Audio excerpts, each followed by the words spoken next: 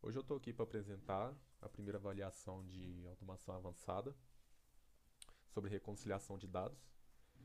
Então, começando, eu vou dar uma breve explicação sobre o que é reconciliação de dados. Sempre que a gente mede variáveis em processos industriais, como fluxos, existe um erro associado. Esse erro pode ser pequeno ou grande, mas ele sempre existe porque nenhum sensor é perfeito. O problema é que muitas vezes os valores medidos não respeitam as leis físicas fundamentais, como o balanço de massa ou de energia. A reconciliação de dados é uma técnica matemática que faz exatamente esse ajuste. Ela corrige as medidas para que obedeçam às restrições físicas do sistema, mas sem se afastar muito dos valores originais. Então, aqui para o primeiro problema proposto, a gente tem um diagrama de fluxo, onde M2 e M3 é a soma de M1. Para fazer essa reconciliação de dados, a gente usa o método dos mínimos quadrados com multiplicador de Lagrange, que está aqui a fórmula.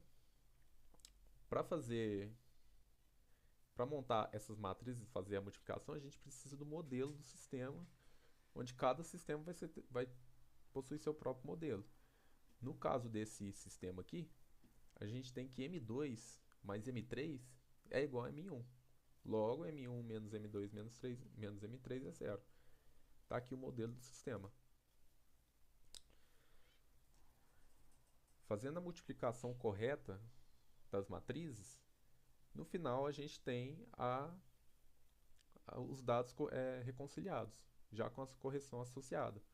Repara que para o sensor que tem o maior erro, no caso é o primeiro, de 5%, enquanto os outros dois é de 1%, existe uma maior correção, o que faz bastante sentido, certo? Na parte 2 o problema ficou maior, agora com 6 fluxos interligados. Para resolver, foi necessário montar a matriz de incidência, que representa o balanço de massa em cada nó da rede.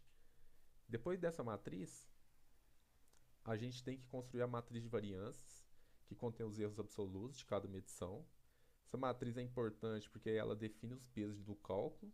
Sensores com menores variâncias têm mais peso e sensores com maior variância têm menos influência no resultado final, assim como é o caso do primeiro exemplo, onde o primeiro sensor tinha maior erro, então a correção relacionada a ele vai ser maior. Aqui podemos visualizar as medidas mensuradas e as estimadas, e a correção associada a cada uma delas, certo? Agora no exercício 2.2, está propondo para nós mesmos criar um sistema com no mínimo 7 nós, em que todos os fluxos possam ser medidos. Então, eu montei o meu, esse aqui é o sistema proposto. Então, para a ideia foi gerar inicialmente 100 leituras para cada sensor, usando uma distribuição normal, também conhecida como Gaussiana. Isso imita o que aconteceria em uma planta real, com sensores coletando leituras sucessivas, certo? Com esses dados simulados, plotamos os histogramas, que também mostram como as leituras se distribuem, como esperado, as curvas seguem o formato de sino, típico da distribuição normal. Então, aqui está a distribuição gaussiana de todos os fluxos. Depois disso, a gente faz o cálculo de várias estatísticas importantes, que no caso é as medianas, que representam o valor central de cada sensor, os desvios padrões, que mostram a variabilidade das leituras em torno do valor central, o bias, ou polarização, que indica se o sensor tende a medir sistematicamente acima ou abaixo do valor esperado, a precisão, que é definida como 2 vezes o desvio padrão, certo? Quanto menor esse valor, mais consistente é o sensor. E por fim, a incerteza total, ICT, que combina o bias e a precisão para dar uma visão completa da qualidade de cada sensor. Agora, com as estatísticas em mãos, usamos as medianas e os desvios padrões como os dados de entrada para o modelo de reconciliação com 11 fluxos. A matriz de variância foi montada a partir dos desvios padrões e aplicamos a mesma técnica de mínimos quadrados. Assim como o primeiro Assim como nos outros exemplos, a gente precisa do modelo do sistema, onde, como eu disse anteriormente, cada modelo tem o seu, cada sistema tem o seu modelo, certo? Porque são diferentes ramos interligados. E para esse sistema proposto, aqui em cima, vou mostrar de novo, esse aqui, a gente tem esse modelo da matriz, que a gente vai usar para multiplicar.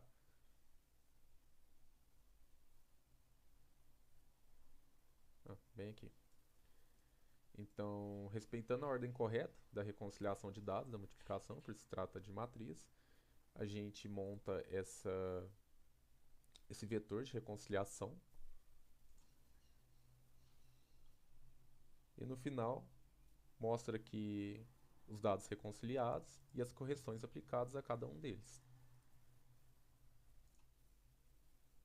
Por último, a gente tem o caso mais próximo da realidade, que é quando nem todos os fluxos podem ser medidos. Então, na prática, isso acontece porque instalar medidores em todos os pontos de um processo é caro ou até fisicamente inviável. Nesse exercício, foram retirados 4 fluxos do conjunto de medições.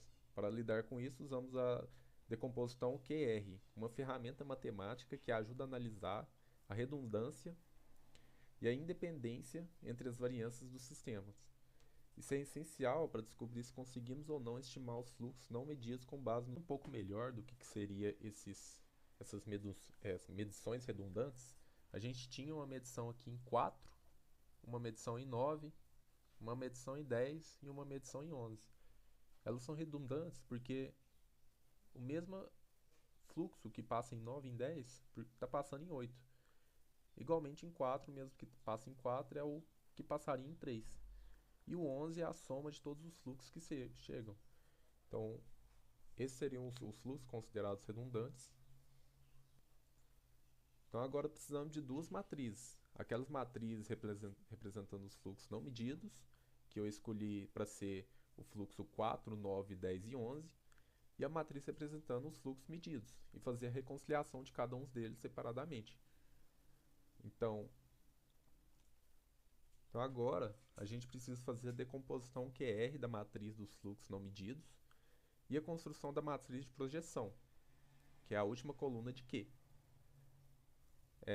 A reconciliação dos fluxos medidos usando a projeção, que é a multiplicação da projeção vezes os medidos. E aqui a gente consegue visualizar os resultados de cada fluxo medido reconciliado. Agora precisamos calcular. Agora a gente precisa fazer uma seleção dos fluxos medidos para reconciliação. Aqui eu escolhi o 1, o 2 e o 8, com seus desvios padrões correspondentes, certo? A construção da matriz de variância, a restrição do balanço, que é F1 menos F2 menos F8 é zero, e o cálculo dos fluxos reconciliados usando a reconciliação linear, que é a mesma equação que a gente vem usando. E ao final calcular a diferença, né, que é os dados reconciliados menos as medidas. No final temos as tabelas de desvio padrão do fluxo e as suas devidas correções aplicadas, algumas para mais, outras para menos.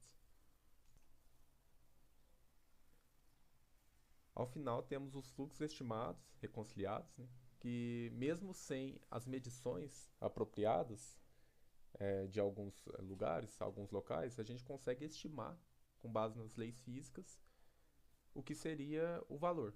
Então, podemos visualizar uma aproximação, uma reconciliação bem decente de alguns dados. E mesmo sem medições, conseguimos estimar seus valores.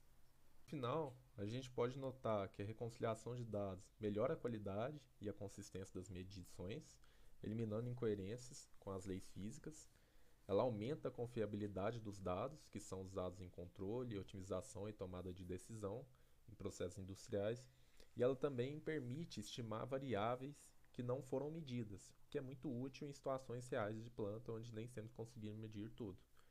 Ou seja, a reconciliação de dados é uma ferramenta essencial em automação avançada pois garante que as informações que usamos para operar esse processo sejam confiáveis, consistentes e úteis. Obrigado.